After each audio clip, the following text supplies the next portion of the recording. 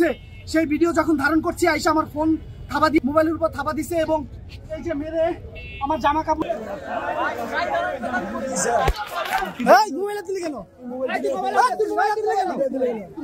আসিফ বলল নাহিদ বলল গানটা খেয়াল আছে বঙ্গোপসাগরে ভাইসা গেলে এবার মেহর ইশরাক নিজেই বিপদে পড়বেন। আজকে সময় দিলাম, আপনারা আজকে থাকেন এখানে, আপনাদের যেহেতু সিরিজ অফ আলোচনা হচ্ছে, আলোচনা চলতেছে, ওই আলোচনাটাকে একটু সুযোগ করে দিলাম যে আপনারা আলোচনাটা চালান। এই পাশে ভাই ওই যে অনেক কথা বলছেন, নিন্দে ফুল পিন্দে, যেই ফুলটার আপনি নিন্দা করছেন সেই ফুলটাই আপনি আবার গায়ে পড়ছেন, নাকে দিচ্ছেন অথবা খোপায় দিচ্ছেন। আপনারা থাকতে সাংবাদিক গায়ে হাত দেয়, ওরা হাত দিল কেন? আপনারা থাকতে সাংবাদিকের গায়ে কেন হাত দিল? সাংবাদিকের গায়ে কেন হাত দিল? সাংবাদিকের গায়ে কেন হাত দিল? সাংবাদিকের গায়ে কেন হাত দিল?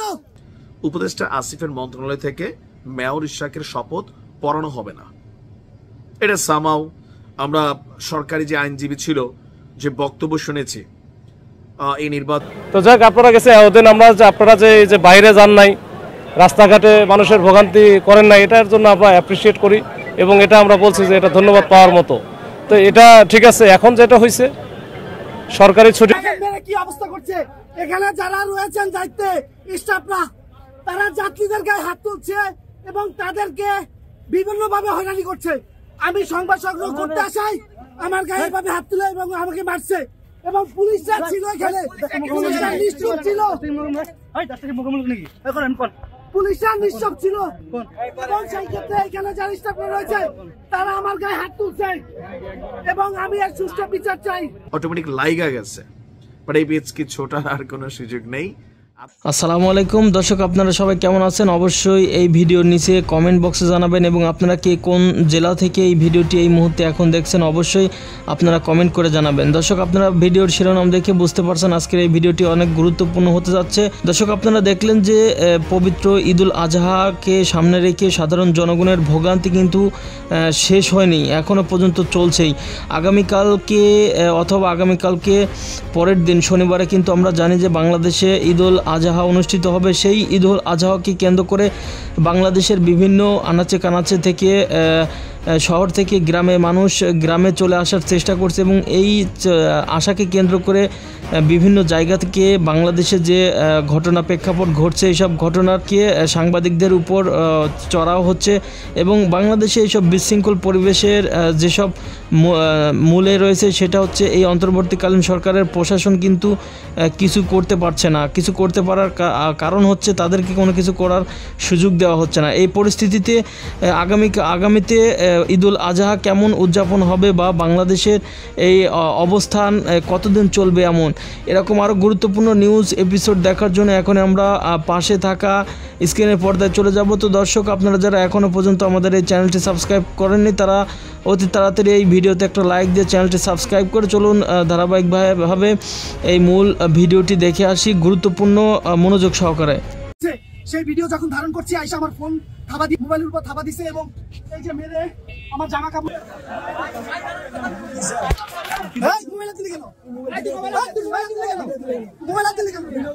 আমার বুম টুম সব কেড়ে নিয়ে গেছে এবং আমার মোবাইল ছিল একটা, সেই মোবাইলটা আমি খুঁজে পাচ্ছি না, তারা মোবাইলের উপর থাবা দিছে এবং এই যে মেরে আমার জামা কাপড় এবং মেরে এই জামাকে রক্তাক্ত করে ফেলছে। এই হচ্ছে অবস্থা এবং এই মহাখালী বাস টার্মিনালে এখানে যাত্রীদের হয়রানি করছে এবং যাত্রীদের মারছে। সেই ভিডিও যখন ধারণ করছি আইসা আমার ফোন নিয়ে গেছে এবং আমি কেন ভিডিও করলাম সে কারণে আমাকে এই যে মেরে রক্তাক্ত করে ফেলছে।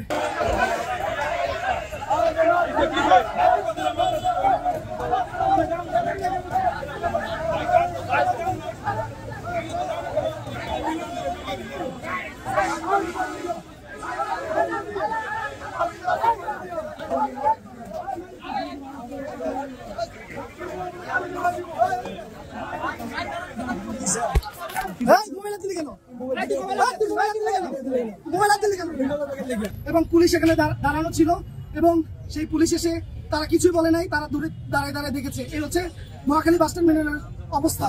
আর এখানে এই যে মানুষগুলো যারা রয়েছে 3 ঘন্টা 4 ঘন্টা ধরে অপেক্ষা করছে, তারা গাড়িগুলোকে ওখানে দাঁড় করায় রাখছে, তারা এই মানুষগুলো ভোগান্তি করছে এবং সেই সাথে তারা বলছে এই যে অনেকে দাবি করছে যে ভাড়া নাকি দ্বিগুণ দিচ্ছে, এরকমও কিন্তু পরিস্থিতি এখানে দেখা যাচ্ছে। সংবাদ সংগ্রহ করতে আসায় যারা মারছে, আমরা আছি মহাখালী যে বাস টার্মিনাল রয়েছে সেখানে, এবং এখানে পুলিশ থাকা অবস্থায় যাত্রীদের গায়ে হাত তুলছে এবং সেই তথ্য ধারণ করাতে গণমাধ্যমের উপরে হামলা করেছে। এখানে যারা দায়িত্বে, যারা কর্মকর্তা এবং এখানে যারা বাসের দায়িত্বে যারা রয়েছেন, আপনারা থাকতে সাংবাদিক গায়ে হাত দেয়, হাত দিল কেন? আপনারা থাকতে সাংবাদিকের গায়ে কেন হাত দিল? সাংবাদিকের গায়ে কেন হাত দিল? সাংবাদিকের গায়ে কেন হাত দিল? সাংবাদিকের গায়ে কেন হাত দিল? আমাকে দেখেন, আমাকে মেরেছে এই জায়গাটিতে মহাখালী বাস টার্মিনালে সংবাদ সংগ্রহ করতে এসেছি এবং দেখেন মেরে কি অবস্থা করছে। এখানে যারা রয়েছেন দায়িত্বে স্টাফরা, তারা যাত্রীদের গায়ে হাত তুলছে এবং তাদেরকে বিভিন্ন ভাবে হয়রানি করছে। আমি সংবাদ সংগ্রহ করতে আসাই আমার গায়ে ভাবে হাত তুলে এবং আমাকে মারছে এবং পুলিশরা ছিল এখানে, পুলিশরা নিশ্চুপ ছিল, পুলিশরা নিশ্চুপ ছিল এবং সেই ক্ষেত্রে এখানে যারা স্টাফরা রয়েছে তারা আমার গায়ে হাত তুলছে এবং আমি এক সুষ্ঠু বিচার চাই। কুমিল্লার ভাষায় একটা কথা আছে, নিন্দে ফুল পিন্দে। নিন্দে মানে হচ্ছে নিন্দা করা, এটা আমাদের কুমিল্লার ভাষায় এটা বলে নিন্দে। আর ফিন্দে মানে পরা, আপনি এটা গায়ে দেওয়া। নিন্দে ফুল পিন্দে, যেই ফুলটার আপনি নিন্দা করছেন সেই ফুলটাই আপনি আবার গায়ে পড়ছেন, নাকে দিচ্ছেন অথবা খোপায় দিচ্ছেন। আসিফ বললো নাহিদে বললো, গানটা খেয়াল আছে। বঙ্গোপসাগরে ভাইসা গেলে এবার মেয়র ইশরাক নিজেই বিপদে পড়বেন। দিন শেষে বল প্রথমে গেল কি বলা হয় যে কোর্টে, সেখান থেকে আসলো আবার নির্বাচন কমিশনে, নির্বাচন কমিশন থেকে আবার কোর্টে, আবার আসলো এখানে। গত 22 দিন ধরে দক্ষিণ সিটি কর্পোরেশনের সকল কার্যক্রম বন্ধ। মেয়র ইশরাক বলছিল যে 2 মিনিট লাগবে, 2 মিনিট আপনি যদি শপথ না পড়েন তাহলে আমি নিজে পড়া বসে যেতে পারি, but I respect you sir. কিন্তু দিন শেষে গতকালকে নির্বাচন কমিশন যে বক্তব্য দিয়েছে, এখন সোজা বলটা চলে গেছে উপদেষ্টা আসিফ মাহমুদের কোর্টে। উপদেষ্টা আসিফের মন্ত্রণালয় থেকে মেয়র ইশরাকের শপথ পড়ানো হবে না। এটা সামাও আমরা সরকারি যে আইনজীবী ছিল যে বক্তব্য শুনেছি এই নির্বাচন নিয়ে ইশরাকের অবস্থান, ইভেন বিভিন্ন বক্তব্য এখানে লম্বা চড়া হয়ে যাবে। টোটাল বিষয়টাকে পর্যালোচনা করলে এ টু জেড মিলেয়া মেয়র পদে ইশরাক আর বসতে পারছেন না।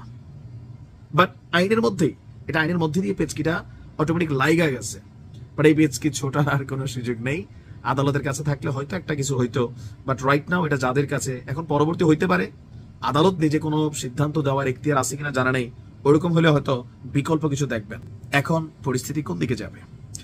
দর্শক, নির্বাচন কমিশনার আবুল ফজল মোহাম্মদ সানাউল্লাহ বলছেন দক্ষিণ সিটি কর্পোরেশনের মেয়র হিসাবে ইশরাক হোসেনকে শপথ পড়ানোর বিষয়টি সিদ্ধান্ত নেবে স্থানীয় সরকার মন্ত্রণালয়। মানে কার? উপদেষ্টা আসিফের যে মন্ত্রণালয়, স্থানীয় সরকার মন্ত্রণালয়। এখন আসিফের অবস্থান কি? তিনি বলছেন বিষয়টা আইন টেন ঘুরে আবার ওনার কাছে আসছে। ইভেন এনিয়া এনসিপির অবস্থান কি এটা তো একদম স্পষ্ট। আর আসিফের ছবিতে মানে ইশরাকের সমর্থকরা যেভাবে জুতার মালা টালা দিছিল, কুশপুত্তলিকা দাহনা কি বলা হয় এরকম করছিল, এখন সিচুয়েশনটা কোথায় গেছে? মেয়র ইশরাক কি ঝুঁকবেন? এর আগে আপনার নির্বাচন কমিশন জানিয়েছিল যে ইশরাক হোসেনকে মেয়র ঘোষণার বিষয়ে আদালতের পর্যবেক্ষণ এবং নির্দেশনা হাতে পেলে সে অনুযায়ী তারা ব্যবস্থা নেবে। এখন নির্দেশনার কপি হাতে পেয়ে আবার আমাদের নির্বাচন কমিশনের এই ইসি সাহেব তিনি আবার দিলেন নতুন তথ্য। তো এখন এই নির্বাচন নিয়ে যে অবস্থা চলছে আমরা যদি দেখি, এখন বিভিন্ন কারণে আইনি জটিলতায় সামনে আসায় তাকে এখনো শপথ পড়ায়নি স্থানীয় সরকার বিভাগ। শপথ কি পড়বেন? তবে আমার কাছে টোটাল সার্কামস্টেন্সেস যেটা মনে হচ্ছে, তবে দিন শেষে আসিফের কাছেই ইশরাককে যেতে হবে। আবার আসিফও ইশরাককে শপথ পড়াইতে হবে, অথবা ওনার মন্ত্রণালয় থেকে কারা শপথ পড়ান আমি জানি না, ওইভাবে এটা প্রসিডিং হবে। তো যাক, আপনারা কাছে আবেদন আমরা যে আপনারা যে বাইরে যান নাই, রাস্তাঘাটে মানুষের ভোগান্তি করেন না, এটার জন্য আমরা অ্যাপ্রিসিয়েট করি এবং এটা আমরা বলছি যে এটা ধন্যবাদ পাওয়ার মতো। তো এটা ঠিক আছে। এখন যেটা হয়েছে সরকারি ছুটি ঘোষণা করছে, আজ থেকে আগামীকাল থেকে তো সবাই যার যার মতো করে হয়তো বা সবাই ঘরমুখে মানুষ যারা নিজের পরিবারের সাথে ঈদ উদযাপন করবে তারা কিন্তু চলে যাচ্ছে। তো এইখানে ইউনিভার্সিটির ভিতরে ইউনিভার্সিটি অথরিটিরও অনেক বিষয় আছে, তারাও কিন্তু এটার যে এখানকার এই বিষয় আপনাদের যে অবস্থান করতেছেন এটার জন্য তারা একটু নিরাপত্তা নিয়ে শঙ্কিত, তারা আমাদের চিঠিও দিয়েছে। তো এটা নিয়ে আমরা কাজ করতেছিলাম, ওই জন্য আমরা কিন্তু প্রথম থেকে বলে আসছিলাম, কিন্তু অনেক অবস্থা প্রেক্ষিতে দেখলাম অনেক লোকজন এরা রাতে আসলে কোথায় কেমনে কিভাবে যাবে এটাও আমরা চিন্তা করছি, না হলে আমরা একবার মনে করছিলাম আপনাদেরকে এখান থেকে কিন্তু আমরা সরানোর চেষ্টা করছি, মানে এটা সিদ্ধান্ত ছিল। তো আমরা আজকে সময় দিলাম, আপনারা আজকে থাকেন এখানে, আপনাদের যেহেতু সিরিজ অফ আলোচনা হচ্ছে, আলোচনা চলতেছে, ওই আলোচনাটাকে একটু সুযোগ করে দিলাম যে আপনারা আলোচনাটা চালান। এই পাশে ভাই ওই যে অনেক কথা বলছি, আলোচনাটা আপনারা চালান কিছু কালকের দিন পর্যন্ত, মানে দিন পর্যন্ত বলতে সকাল পর্যন্ত একটু রাখেন। আমরা রাতে করতে গেলে আমরাও তো মানুষ, আপনাদের বিষয়টা বুঝে, এখানে অনেক লোকজন আছে, আপনারা হয়তো এই সময় রাতে কে কোথায় যাবেন কি করবেন এটা অনিশ্চয়তা তৈরি হতো। তা আমরা ওই জন্য সিদ্ধান্ত নিয়েছি যে ঠিক আছে আপনারা রাতে অবস্থান করেন, আমরা চলে যাই, আর এর মধ্যে আপনারা ডিসকাশনও করেন, যখন যার সাথে সমন্বয় করালাই করেন, তবে কালকের দিনের মধ্যে মানে দুপুরের মধ্যে একটু ছেড়ে দিন, কালকে আপনারা সকালে পাইলে। দর্শক বন্ধুরা, আপনাদেরকে অসংখ্য ধন্যবাদ এতক্ষণ পর্যন্ত এই গুরুত্বপূর্ণ নিউজটি দেখার জন্য। পরিশেষে এই ভিডিও সম্পর্কে আপনার কোনো মতামত থাকলে অবশ্যই ভিডিওর কমেন্ট বক্সে আপনার গুরুত্বপূর্ণ মতামত জানাবেন। সেই সাথে আপনাদেরকে অনুরোধ করে বলছি, আপনি যদি এখনও পর্যন্ত আমাদের এই চ্যানেলটি সাবস্ক্রাইব না করে থাকেন তাহলে প্লিজ দয়া করে ভালোবেসে এখনই আমাদের এই চ্যানেলটি সাবস্ক্রাইব করে পাশে থাকা বেল আইকনটি বাজিয়ে দেবেন পরবর্তী আরও আলোচিত আপডেট সংবাদ পাওয়ার জন্য। সর্বদা আপনার এবং আপনার পরিবারের সুস্বাস্থ্য কামনা করে আজকের মতো এখানেই বিদায় নিচ্ছি। সবাই ভালো থাকবেন, সুস্থ থাকবেন। আল্লাহ হাফেজ।